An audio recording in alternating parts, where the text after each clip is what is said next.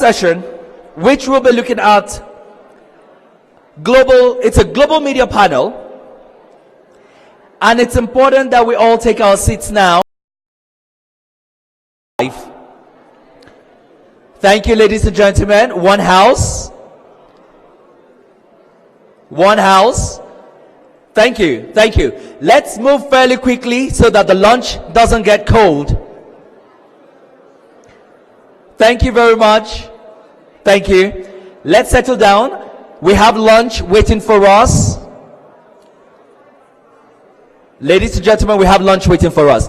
Okay, we are about to go into a session that is being live streamed, and it's important that we understand this is a global conversation.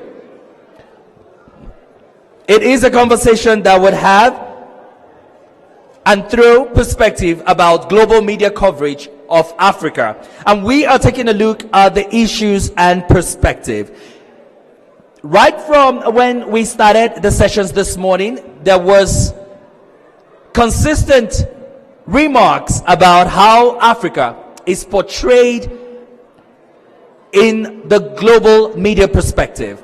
And while we are discussing changing the narrative, I think it's also important that we adhere to the policy, the decisions that we must take our seats right now.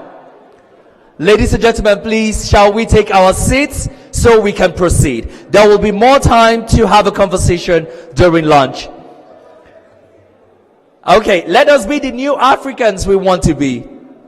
Okay, thank you very much. Thank you. Right, ladies and gentlemen, we move fairly quickly.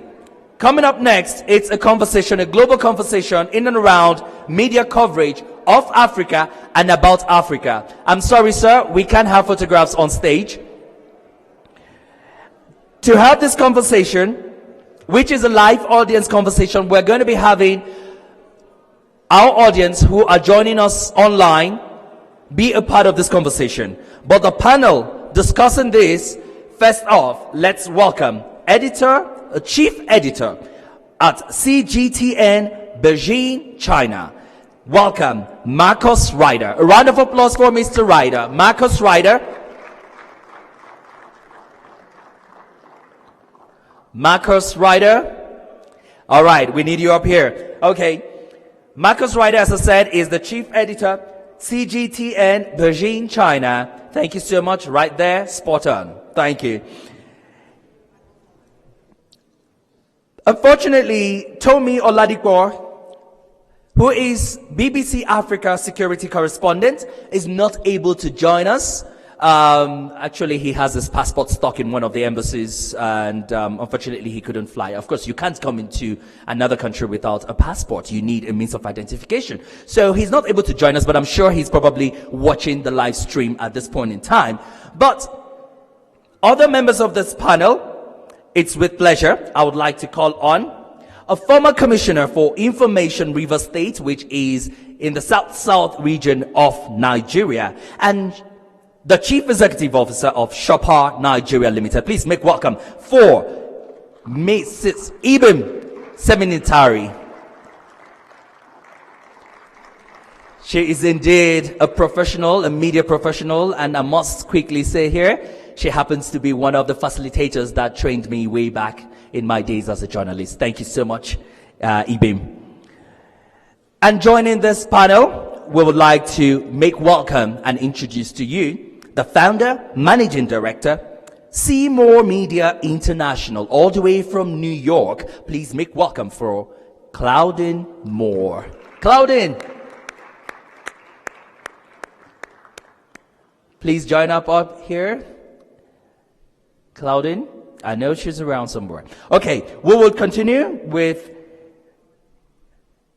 Samira Solani. Samira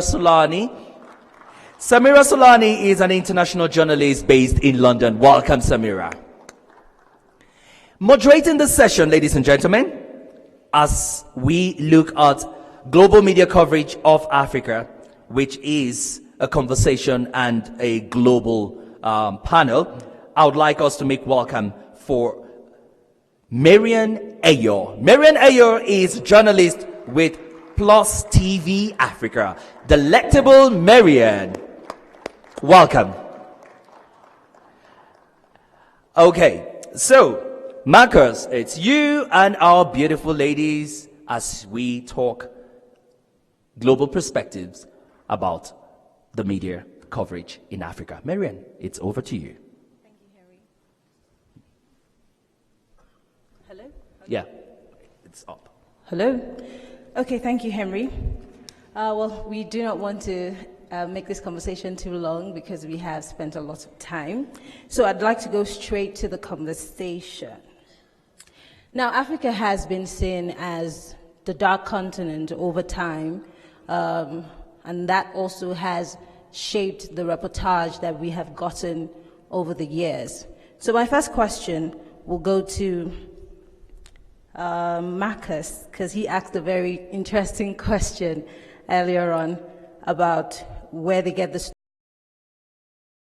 What has been your professional experiences in managing international coverage of Africa on her sectors and the different segments? So I currently work at CGTN, China Global Television Network in Beijing. I worked 24 years, for 4 years I've been doing that. For 24 years I was at the BBC, in which I was covering current affairs for most of that time. I think that the fundamental question, and the reason I asked the question previously to the other panel, is we have to produce journalism that we want to read, you know, and until we're producing journalism that we ourselves want to consume, nobody else will want to consume it. You know, it's one thing talking about wanting to do positive stories or wanting to do, you know, change the narrative if we ourselves don't want to consume it, if we don't believe in it. And so what I've always done, whether I'm in Scotland and overseeing teams which are doing investigations about drugs in sport, or whether I'm in China and I'm overseeing the India-China Donglang border, is making sure that we're actually producing stuff that our journalists ourselves would want to read. So I think that's the standard that we need to take with regards to Africa. Interesting. But if you are talking about just journalists, the average African is saying to these journalists, that's not true. I mean, some of us have gone to Africa and we've heard stories about these African countries, but when we got there, it was totally different. So I'm asking you the question you asked earlier on. Where do you get your stories? Where do I get my stories from? Quartz Africa is very good. That's what the other speaker said. I'm getting them from the BBC. I think that the BBC's initiative for the pigeon service that it does was absolutely brilliant. That's going to your audience. I think that, where else do I get it from? I get it from The Economist. I'm getting it from the FT. I'm getting it from Caixin Media, which is Chinese financial services. So I'm getting it from all variety of sources. Okay, so my next question is to Samira. Is there a widely acceptable context to cover Africa on the international scene? I mean, is there a thing that we can actually tie it to? I think, can everyone hear me? I think what we've seen in terms of international media is there seems to be a tendency to really go with the stereotypes that, you know, we've seen, Gina mentioned the New York Times advert earlier, and we see it time and time again, that international media houses, you know, in this call-out culture we see on social media, they get dragged, you know, someone tells CNN, because they keep reinforcing certain ideas. And at some point you do have to stop and think, are they just catering to their audience? Like, are we really going to vilify them for doing that? You know, where would American families be if they couldn't be like, oh, to their children, oh, eat your greens because they're starving children in Africa? Like, where would they be if they did not have these narratives? And I think that's been kind of the theme, the running theme among Western media houses. I think local media is challenging that, but I think the thing that's really challenging it is social media, because we're seeing stories come out from individuals on social media, online platforms, which are like knocking on the door saying, we're not meaning to sanitize everything going on in this continent, but it is more than the usual disease, dictators, starving kind of things. But I would say that if you look at the big media houses, they still seem to be coming from that point of working through the stereotypes, working with the stereotypes. So my concern is that this same big media houses have correspondents in Africa. They actually have bigger stations in Africa. So if they have a stereotype or there's something they're trying to sell, what is the duty of the, let's say, the Nigerian Bureau of the BBC or CGTN or Al Jazeera? Don't they have a role to play? Is there not a voice in all of that? I think there is, personally, and I think if you look at certain media houses and who they've got out, so if you look at Al Jazeera, for example, they've got Harun Mutasa, or like Quartz have Abdi Latif Dahir. I think something that makes a big difference is how much of their staff are local or diaspora. I know the New York Times have a tendency to have a lot of Americans, white Americans, as their correspondents. I do think that that makes a big difference. And I know Marcus is like a big champion for diversity in the media. And with this continent,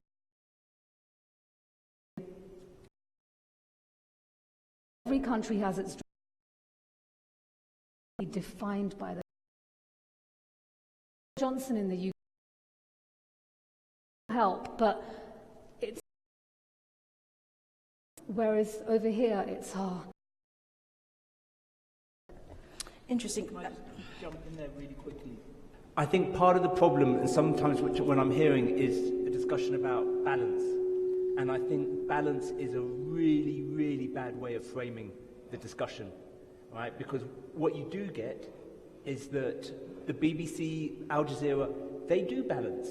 They do the terrible dictators, and then they have this funny little story about an African girl that can dance really well, and isn't it fun because she's a great dancer, right? And they have this little video, or they have African Ebola is going to go and kill everybody, and then it's got, wow, it's amazing, we've got this strange little African man in a wheelchair and isn't disability, and he's championed, what have you. And that's balance, right? And balance doesn't work. And so what we're looking for, and I think what I'm hearing, is that we want accuracy. You know, and so what we should be striving for, and the more you know your subject matter, the better the accuracy. So, for example, right, and so you're saying that I do a lot of diversity work. So I look at the BBC. You can't get a larger media organisation than the BBC. The BBC puts out its figures for its diversity numbers as to how many black people work for the BBC, how many women work for the BBC, how many disabled people work for the BBC. I am one person versus the entire BBC, right? But I know those stats. So every time those stats come out, and they come out once a year, I, one person, go through them and I reflect them accurately, right? Accurately means that women have gone up, disability has gone up, but retention has gone down, BME has only increased by less than 0.5% when you look at leadership, and it's actually gone down, right? So I'm very accurate, not balanced, just very accurate. And everybody in the whole of the media sector, and it's with regards to the BBC and Channel 4 and ITV within Britain, they respect my figures. The BBC has no legitimacy now in their diversity figures, right? Because if we are accurate, and if we can prove we are accurate, people will come to us. If we are balanced, balance is nonsense. So you're saying that accuracy should trump the issue of balance in any reportage? Definitely. Not just in Africa, but across the world? Yes. Okay. Ibim, who should be controlling the narrative? Because we're all talking about reshaping or changing the narrative. Who should control the narrative of Africa and how Africa is being reported, and by whom or for whom? How do we shape all of that? And that goes to the heart of the conversation about who tells our stories. And the media has grown. When I started out as a cub reporter, we had very few Nigerians who were actually doing the reporting from here for the international media. That has changed, and it's continually changing, so that you're finding a situation where local journalists, trained local journalists, are heading bureaus in Lagos, in Abuja. However, there is the issue of editorial policy. So regardless of what stories are coming out, and I say this from the perspective of someone who managed the Nigeria Budget Monitoring Project for the BBC World Service Trust, and myself and my superiors would have occasions when we would have altercations, when I would say, yes, I understand that this is the BBC standard, but this is the Nigerian perspective to the story. And so you find that editorial policy sometimes mitigates against the local journalists' reportage. And that I think is at the heart of the matter. But it would be unfair to say that there haven't been any changes. There have been. Who should control the narrative? The reporter should, but oftentimes the editor does. And the editor is not based in Africa. So that is a big problem. So who educates, I don't know if this is the right thing to say, but who educates the editor who is not resident here in Africa, who does not necessarily understand what happens here in Africa, but just, does his thing? Who's supposed to play that role? So that's why I'm one of those who says it's difficult for someone else to tell your story. We're going to have to grow the depth of African media that is based on the continent, media that is able to challenge the narrative, media that is able to tell the story, so that the editor sitting somewhere in New York or in London or in Paris would want to take another look at his perspective. Because, you see, until there is a counter narrative, he's going to only work based on his understanding. And his understanding is framed by his reality and his perception of what Africa is. And I must say that we haven't done a great job of perception management on the continent. So you can't entirely blame a person who is living within the reality of a perception narrative that suggests that there's corruption, there's killings, there's stealing, there's everything bad. And millions of Africans are running away from their cities every day.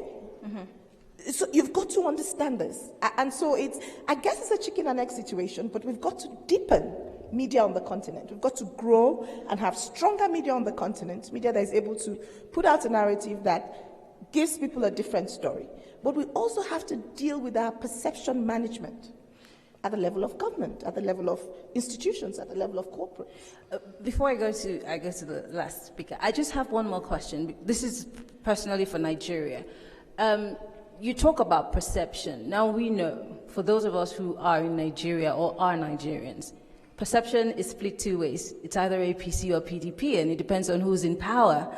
Or because there are people who are on the other side who are trying to change the narrative to suit them, and the guys on the other side are criticizing them for trying to make that narrative look, or make themselves look good. So how do you, whether we like it or not, the reportage is somewhat politicized. How do we drain or sieve all of that out? Because that's a big problem for reporting in Nigeria. There was something Richard said earlier on, and he said, all of the money that is thrown into perception management when people are running elections, they throw it to make the candidate look good. And right after the elections, all of the matter about the country's perception, nobody talks about it. Now, we've got to be professional in managing the country's image and the perception management of our country. it really, if we do it professionally, it will transcend party lines. Okay. All right, my question. I'm really sorry that I'm jumping in again. Right? But working at the BBC, when we're talking, so one of the big things that influenced me, and I know we're talking about Africa, but I'm about to talk about one of the most problematic things the BBC faced previously, which was the Scottish referendum, right? Because I was in charge of all the documentaries and the current affairs for the Scottish referendum. That happened in 2014, as to whether Scotland should be an independent country. Right? So sorry to bring it back to to talk about the UK when we're talking about Africa. But nobody talked about narratives, right? Because no one was trying to push one narrative or another narrative. We didn't talk about narratives, right? But right? Once you talk about narratives, what you're trying to do is tell your own truth. You're trying to be impartial, but the framing is the important part. So with the Scottish referendum, the framing, invariably with what we did, the BBC, was whether Scotland was going to be richer or poorer.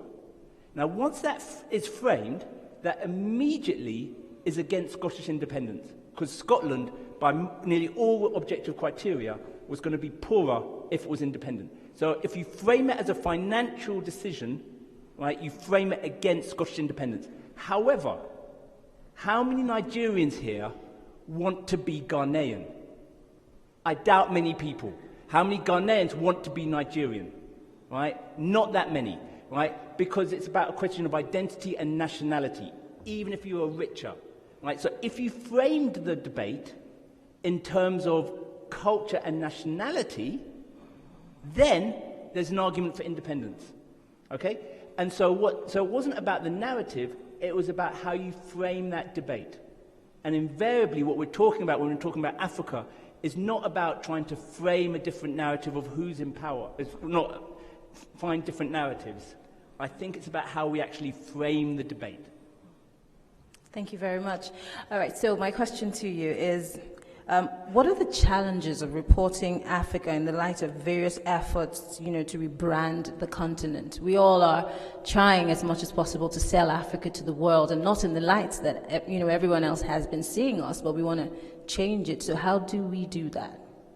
Well, I'm going to come from a slightly different perspective because I'm probably the only person on stage who isn't a reporter or isn't a member of the media. So I'm actually on the other side of it, which is the PR and branding and comms side of it. So I want to, before I answer your question directly, just go back to something my colleague here said, and I'm sorry, I don't know something Ibi said, and it's, I think it's always very easy to blame somebody else for anything in life.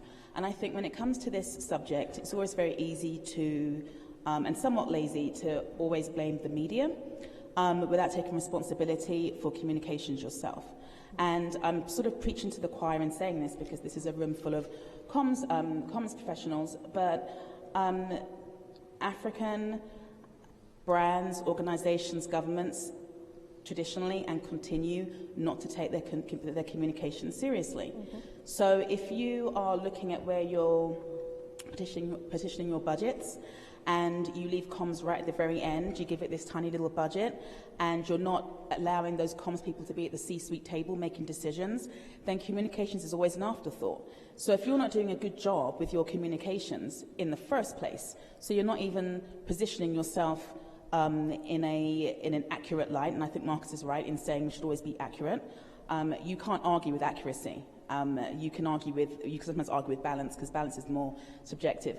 So I think until organizations take their communications really seriously and have it as important as financials when they're looking at their business models, then I think we're going to continue to have these conversations, because what we're doing is we're allowing other people to tell us who we are and what we're doing. And fortunately or unfortunately, we look at the global media as being the holy grail of media outlets. So as Gina was saying in her keynote, we get a client, an article in the New York Times, and it's like, great, it's in the New York Times. But then you have the issue of you've pitched the article, you then have their editors. They want to edit the article based on their knowledge, and their knowledge is limited because we haven't done a good job of telling the story in the first place. So it's like a revolving circle. It's like which went first, the cart or the horse. But at some point, I think we have to take responsibility for communications and really take it seriously and push it. Now, I know everyone in this room is going to agree with that, but we then have to face brands and organizations and prospective clients who always see comms as an afterthought. And as long as you see comms as an afterthought, we're going to be here having these same conversations over and over again. So as a comms person and someone who's in PR, who probably would want to be the first port of call in whatever it is we're doing in terms of communications, how much orientation or education is out there for people to understand the importance of communications? Because you're saying it comes mostly as an afterthought. We do a lot of talking, by the way. We have so many seminars and talk shops on these issues, but how do we get down to the doing and getting people to, roll up their sleeves and get to work on this issue? Well, that's on us at that point. That's what we call classic client education. It's up to us to educate our clients and educate them in a way that is steeped in data, as well as anecdotal stories, but steeped in a way positioned in a way that's steeped in data that lets them understand. I think that's our piece of it, is client education. It's huge, and it's kind of like a battle, and sometimes depending on who you are and who you're speaking to, it's like David and Goliath. Other times, you have a client who's willing to listen, or a client who's progressive, or a client whose back is against the wall and understands that, we have no choice but to really use our communications and use it strategically and effectively. Okay, we would like to take questions. All right, Henry. Right. Well, my name is Ahmed, and from Nigeria. I want to align and then subsequently ask a question. I really don't have her name here, but I understand she has worked with the BBC and she works as the commissioner in one of the states in Nigeria. She actually spoke about on whose responsibility is to actually set the agenda for telling the story of Africa by Africans. I think among all the other participants, journalists on the panel who have worked reporting Africa, she appears to be the only African. The two other people are not from Africa. So their perspective to how to tell the story from the African perspective will be entirely different. She actually talked about the editorial policy. I have worked with Radio France International, RFI, and then before then I was actually reporting for a local media. Transiting from reporting for a local media to an international media, nobody tells you at point of entry, this is how to tell your story. But of course, you will know from whether your story is used or not. You understand you have to adjust gradually to tell the story from the perspective of your employer, who is probably like my editor. Of course, the newsroom was in Paris, is in Paris. I have to begin to tell the story from the perspective of the Paris newsroom, not from the perspective of Africans. So I think it is a responsibility on our part as journalists to begin to reorient journalists to understand not just getting hype by your employers. You have to begin to tell stories from the perspective of Africa so that we change the narrative, not from the perspective of the newsroom back outside the country. Thank you. Thank you. Before I go to the other end, there's a quick question here. Thank you. Mine is not a question. It's just a supplement. I'm Agi Patricia Turomwe from Uganda.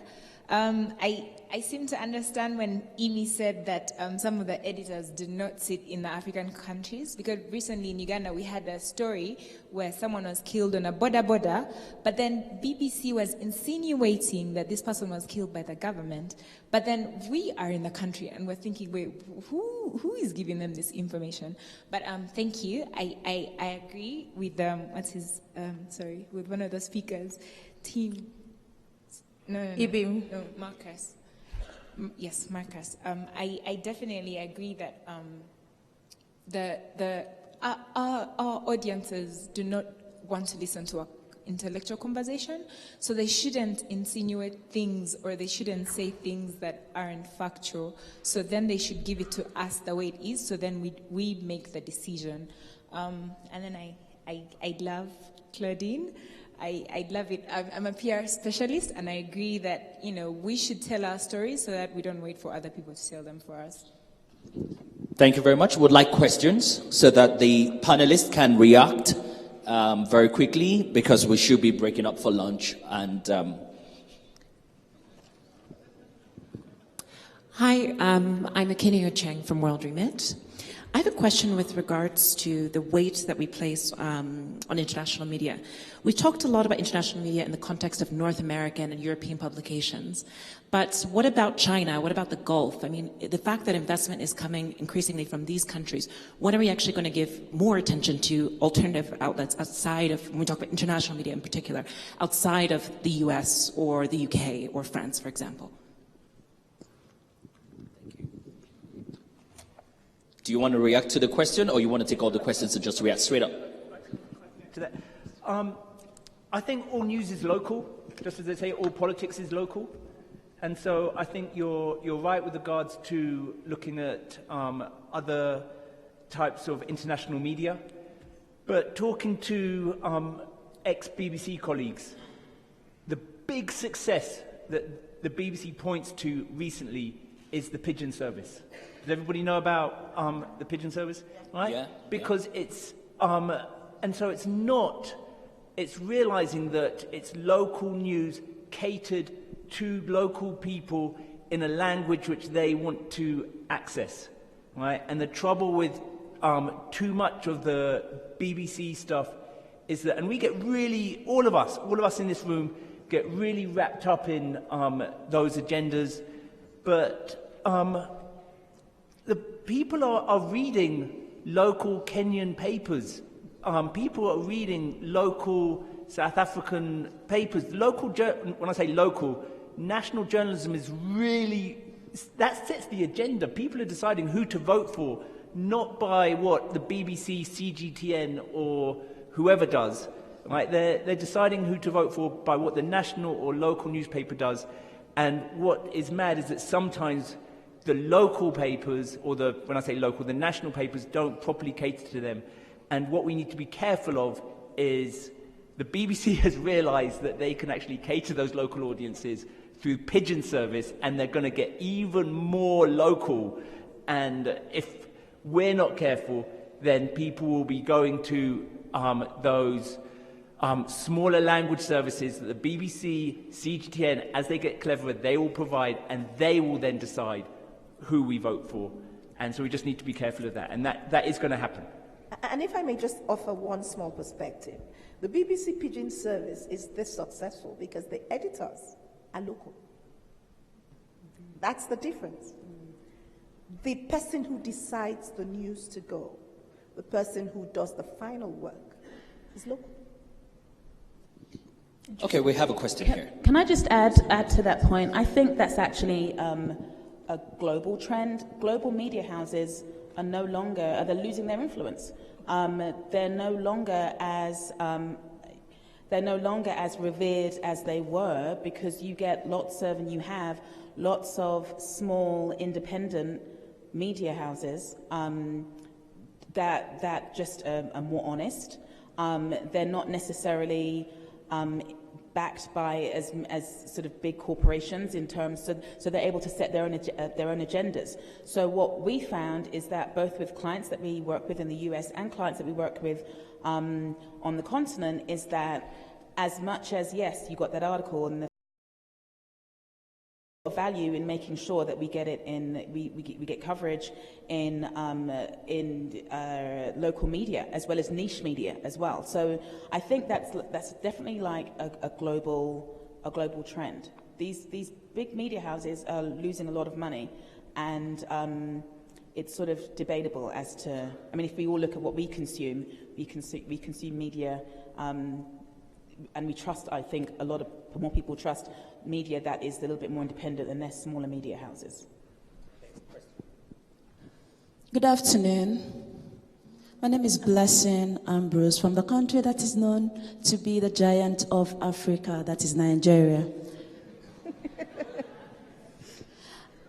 All right, we are talking about projecting Africa through media. The question is, how can we control what we send out? Because if you look at our society today, social media tend to invade everywhere, and people get news, get stories from social media faster than a broadcast station. If something happens now, you notice that people are quick to send out negative stories than positive stories. And even broadcast media will lift any story that they see on social media to broadcast. So how can we control that? Because we are talking about what we showcase, what we tell about Africa. How can we control those negative things we say about Africa or we tell about Africa? Of course, applying the social media perspective to it.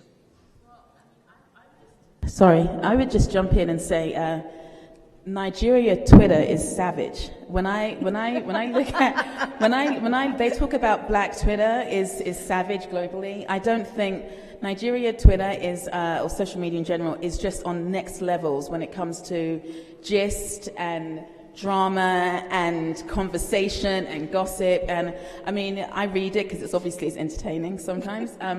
But I think we all have to acknowledge that, you know, good news is a whisper and bad news is loud, and that's just it. I mean, you know, that's just how the world is. And I think I don't know what the answer is, because social media is certainly like a brave new world in terms of how you control how the stories go viral and what's fake news versus real news. I don't have the answers, but I think it's certainly a real issue, because you have. For example, the other day, and I may get the facts wrong, but there was somebody in Nigeria who I think he was meant to be given an award. A professor at a university was meant to be given an award, and the award he was given, he had done some research, and it was some amazing research. Do you know what I'm talking about? Yes, he'd done some amazing research, and he'd given some Einstein Award for something. And there was no such person and no such award. And even myself, I shared that news saying, you know, this is great news. Only to find out 8 hours later it was a completely fake story. And then subsequently, a few days later, I saw another story about a group of girls in Nigeria who had won an award. And I was actually reluctant to share it, because I was like, well, is this really a true, you know, I don't want to be sharing fake news. So is this actually true or not? So I didn't share it. So that's just my own personal example I don't know what the answer is. I mean, if any of the panelists do, I'd love to hear it, but I don't know what the answer is in terms of preventing fake news stories on social media becoming the story. I think it's the nature of the beast, and it has to be tamed, but I'm not sure how. I think as someone who's built a career on social media and as a former social media director, it's a responsibility on us to be really discerning in terms of the content that comes out. You know, you kind of see on Indian WhatsApp, for example, which is like cure for cancer, wake up and drink 8 glasses of water a day and nothing's going to ever happen to you. And to be like, okay, maybe not. And in terms of big media houses, like everyone has said here, if your decision makers are from the region, not just your reporters, they can look at those stories and be like, something about this is not right. You know, I spend a lot of my time on social media, and yeah, Nigerian Twitter, Kenyan Twitter, South African Twitter, like, hey man, you just mind your business and keep it moving. And there is great content that comes out of that, but there is also a lot of stuff that there's this practice called reflexivity, where every bit of news you receive, to stop and be like, where am I coming from? Yeah. What is my background? Because that influences how I interpret this. Yeah. And to keep doing that and spend enough time on social media, and it just becomes a natural thing. Okay, we'll take one final question, unfortunately. Sorry, just hold on. I think okay. wants to say something. Okay, I was going to go ahead and wait. But the truth is, well, tomorrow there's all of that conversation around social media. But the truth is that social media, and I'm glad, you know, we've talked about how savage social media in Nigeria is. The truth is that social media, unfortunately, has no rules, quote unquote, and I say that very loosely because there are rules, but I say that very loosely. So it's then the conversation around, again, if you are in government, are you going to spend money to do good work in terms of having a communication plan that addresses it? Because the reality is that social media is here with us, and you've got to decide if you want to tell your story and tell it right. Like I said, tomorrow there will be a lot of conversations around this, but that's a major issue. How do we frame the conversation? If I'm sitting and I'm a government person who's in charge of telling the story of the government of Rwanda or the government of Kenya, then it means that I'm looking out for all of these and I'm countering it with factual narratives. My name is Lesotho. I'm from South Africa. My question is, I'm interested to know your opinions on this, that the Paygate kind of model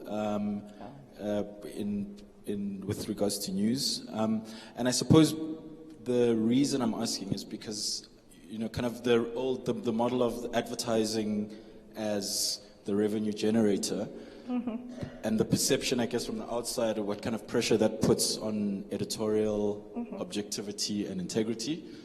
But the newsroom or news going online is, I guess, the future. So is that like a viable model, particularly for like African publications, helping to be able to deliver like positive framing or narrative without commercial pressure from advertisers? And then I suppose, how do you socialize people to buy into the idea of subscribing to news and paying for it? Because the internet, you know, you're used to getting stuff for free. So kind of how do you take journalism or news and layer like a subscription mentality on top of it? You know? Yeah. So speaking as someone who runs a media house, that's the real problem. And I recall my first experience with how not free the press was working at the Pittsburgh Post-Gazette in the United States. And I said to them, now you guys say you want to teach us press freedom, but there's a lot more I can say as a Nigerian journalist in Nigeria than you're able to say as an American journalist in America. Because I want to do a story and you say to me, XYZ wouldn't like that, the owner of the paper. Oh, why won't he like that? Because QYZ company is a big advertiser. And so we'll have to take that story differently, Mr. Menitari. So the trouble of the advertisers and how that affects what the work we do as reporters is real. And we deal with it in every newsroom, regardless of what continent you are and what medium, whether you're social media or your regular media. Because the truth is, for you to come out every day, somebody needs to pick the bills. And if you have a big advertiser, it's sometimes difficult. Now, as a reporter, I didn't understand that. But when I began to be at the other end as the publisher, I began to see how it could be difficult. Because you have a big story about sleaze in a major company that has given you years of advertising. You go to them for their side of the story. You do all of that, and they say to you, listen, can you pluck that story? I lost major advertising from some banks when I started my magazine because I did, and they were big clients. It's not very easy to say I'll walk away from it because the reality is that your cover price will not pay for the medium. How do we get people to pay for news? I'd like to know from you. Because every day, more and more, people don't want to pay for news. So that's a major challenge. Honestly, sitting here, I'd like to hear. I'd like to add to that, that's the problem globally with media, like Evie said. If you look at the American example with our illustrious President Trump, the issue with President Trump is that he loves I mean, he's a master communicator. Regardless of his politics, he's a master communicator, and he needs to be given that one credit because he's excellent at communicating. What I would say is that there's been the argument that because we give him, or because they give him so much coverage constantly, that's what helped him become elected. But the truth is, when a CNN or any media really decides to post news or cover Donald Trump, they're going to get views, they're going to get clicks, and those clicks drive sales. And so it's reporting on somebody like Donald Trump, as much as you may not want to do it, it makes money for the media house, and those media houses need money.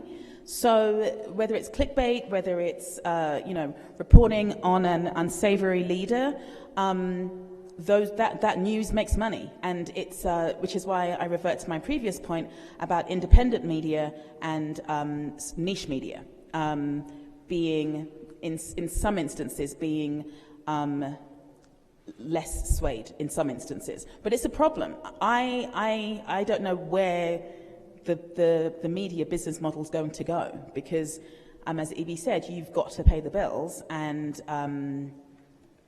I mean, it's an issue. It's an issue. Can I just quickly say, I think that's the best question I've heard today. I think a lot about the BBC's license fee. Right. I think a lot about business models with regards to the UK. Mm-hmm. I'll be honest with you, I've never given a second thought about the business models in Africa. Journalism can't survive without business models. It completely dictates the journalism that we do, how we do it, the quality and everything. And that is such a brilliant question. I'm going to be thinking about it for months now. Thank you so much. I'm just going to throw in a quick comment. A couple of years ago, I remember pitching a piece to a publication about anti-blackness among Asians, and which I tweet about all the time. And I wrote the piece. I was like, this is they're going to publish this, and they responded to me saying no. And I was like, wow, okay. And later I found out it was because a lot of people that advertise with them are Asian-owned brands. And I was devastated. I was like, wow, really? And that was a real slap in the face and a wake-up call. And again, I don't know how we are going to get around that, but it is a real reality for journalists and reporters out there in terms of the yeses and the nos you will sometimes get. As for paywall, Guardian, New York Times, Washington Post seem to be doing it somewhat successfully. New York Times got a paywall. New York Times has a paywall. Yeah, as in with it. Guardian doesn't have a paywall. Oh, sorry, New York Times and Washington Post seem to be getting it right. I don't know why. I'm lost as well. Maybe is their target audience? I don't know. But do you mean getting it right in terms of getting subscribers? As in, it seems to be working. It seems to be working. I think. I see what you're Yes. Marianne? Okay, this conversation might just continue after now, but I want to thank all my panelists. Thank you so much. You've been a delight. Thank you. Ladies and gentlemen, a lovely round of applause for our panelists. Looking at global perspective as we look at global media. It was a global media panel. Thank you very much, Claudine. Thank you, Ibim. Thank you, Ryder. And of course, thank you so much. And of course, Marianne, always a delight to have you moderate. Ladies and gentlemen, Perez, where are you?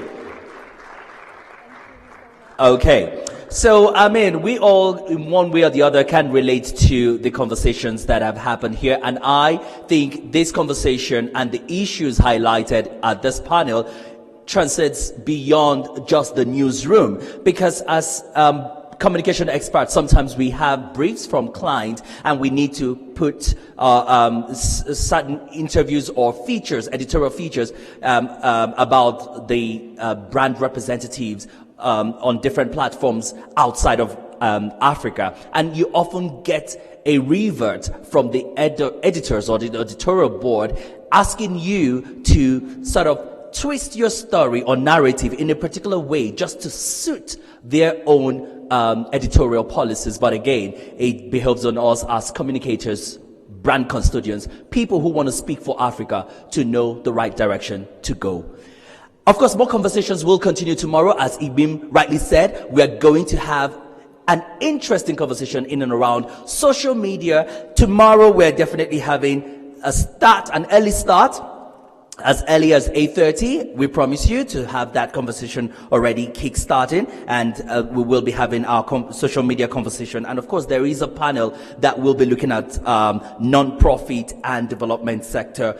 And of course, it will be interesting to see how corporate organizations are beginning to also get more involved in changing the narrative about and for a new Africa. Ladies and gentlemen, don't forget, we already have a booking and a date with the 1000 Hills Distilleries as they host us to a very lovely cocktail reception much later in the course of the Speak for Africa series.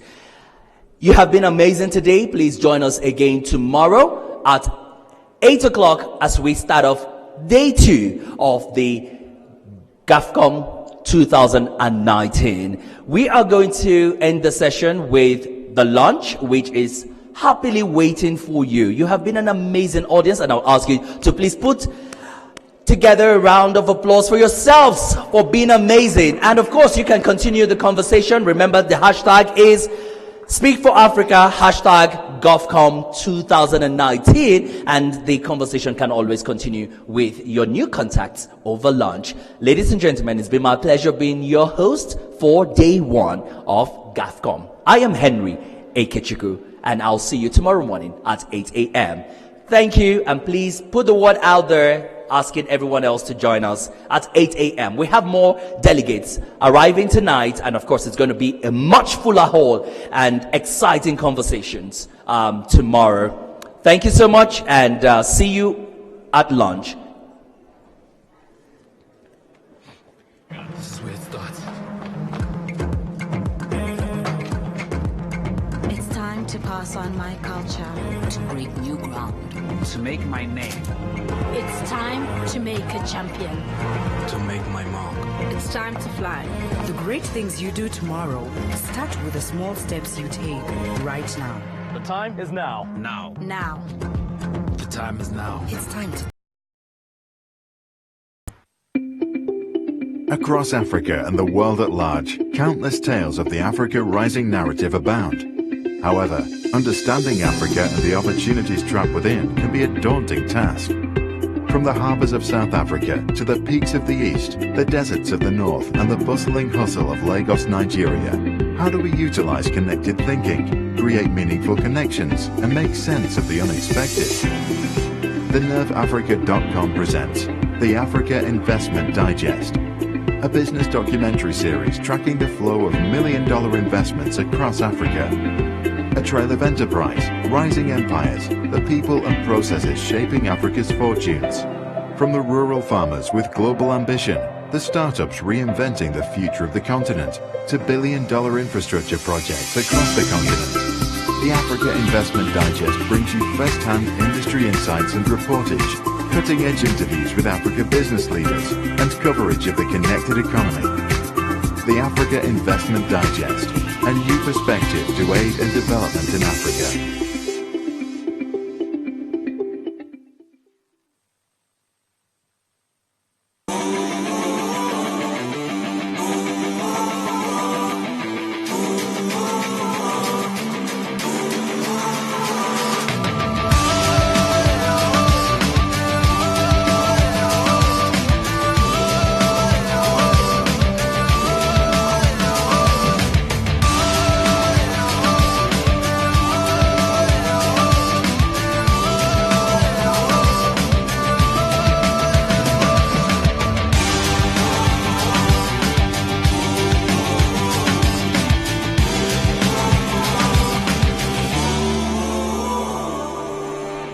For the interview.